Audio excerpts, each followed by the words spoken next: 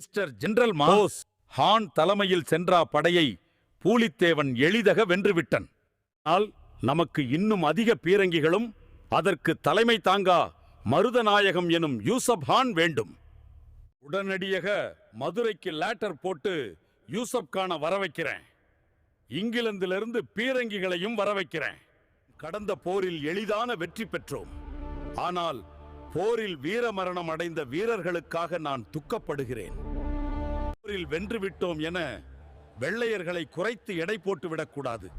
அவர்கள் இன்னும் பெரும் படையுடன் நம்மை தாக்க வாய்ப்புண்டு. அது ஒற்றர்களை சரியாக கண்காணிக்க சொல்லுங்கள். பாளையத்தின் எல்லைகளில் வீரர்களை அதிகப்படுத்துங்கள். கவனமாக இருக்க அறிவுறுத்துங்கள். யூசப் கான வரவழைக்கா லெட்டர் அனுப்பி 1 மாதம் ஆகிறது. இன்னும் அவன் ஏன் திருநெல்வேலிக்கு வராவில்லை?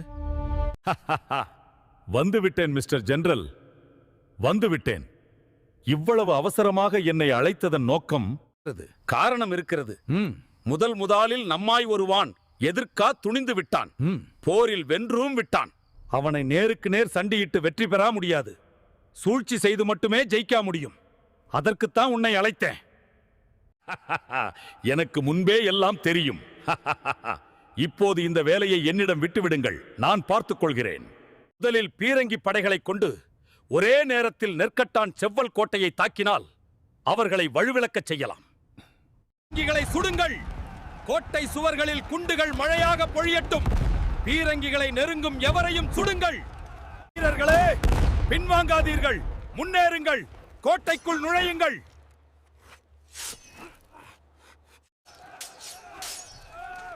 வீரர்களே, பீரங்கிகள் பழமானவைதான். ஆனால் நம் நம்பிக்கை அதைவிட பழமானது. தொடர்ந்து போரிடுங்கள். வீரர்களே, பாதி வெற்றி அடைந்து விட்டோம். தொடர்ந்து குண்டுமழை பொழியட்டும். அடுத்ததாக அந்த பூலித்தேவனை குறிவைத்து தாக்குங்கள். அவன் அழிவில்தான் நமது வெற்றி உள்ளது. யூசுப் கான், அது அவ்வளவு எளிய காரியமில்லை. அவன் அருகில் யாரும் நெருங்க கூட முடியவில்லை. அனைவரையும் வெட்டி சாய்க்கிறான்.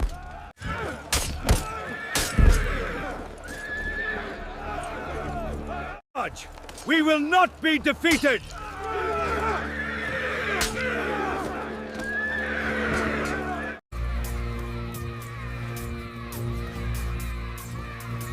போர் தொடங்கி 4 நாட்கள் ஆகிவிட்டது அரசே.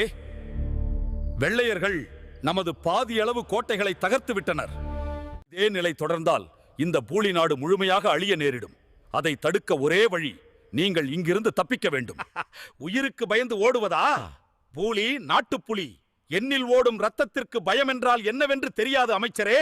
காத்தப்ப பூலித்தேவன் உயிர் இருந்தாலும் மடிந்தாலும் என் நாட்டில் என் நாட்டு மக்களுக்காக மட்டுமே. அது உண்மைதான் ராஜா. உங்களை பற்றி எங்களுக்கு தெரியும். ஆனால் உங்களையும் நாட்டையும் பாதுகாக்க வேறு வழி எங்களுக்கு தெரியாது. என்றால் உயிர் கொடுக்கும் உன்னிடம் கேட்கிறேன். சங்கரன் கோவிலுக்கு சென்று மறைந்து கொள். போதும், நிறுத்துங்கள். வெள்ளையர்களுக்கு பயந்து பூலித்தேவன் நாட்டை விட்டு ஓடினான் என மக்கள் பேச வேண்டும். அதுதான் உங்கள் ஆசையா? அதுவே நடக்கட்டும். செல்கிறேன். ஏன் இப்படி அரசரின் மனதை புண்படுத்தினீர்கள்? இனி யார் எங்களை போரில் வழிநடத்துவார்கள்? எதிரிகளே எள்ளி நகையாடும் அளவிற்கு இந்த இழிநிலைக்கு நாம் தள்ளப்பட்டு விட்டோமே. என் நோக்கம் அதுவல்ல. ஓரிரு நாட்களில் மற்ற பாளையக்காரர்கள் நம்முடன் இணைந்து விடுவார்கள். அப்பொழுது அரசர் வந்தால் அவர் தலைமையில் நிச்சயம் வெற்றி பெறலாம். நான் அதை நினைத்து இதை செய்தேன். அரசன் என் மீது கோபப்பட்டாலும் பரவாயில்லை, நல்லது நடக்கும்.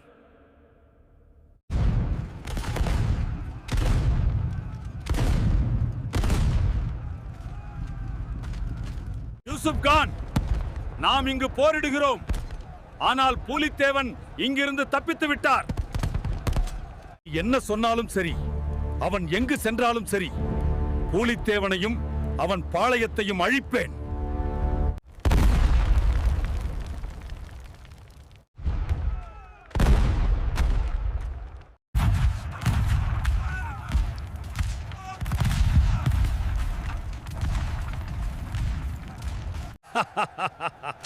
வெற்றி, வெற்றி!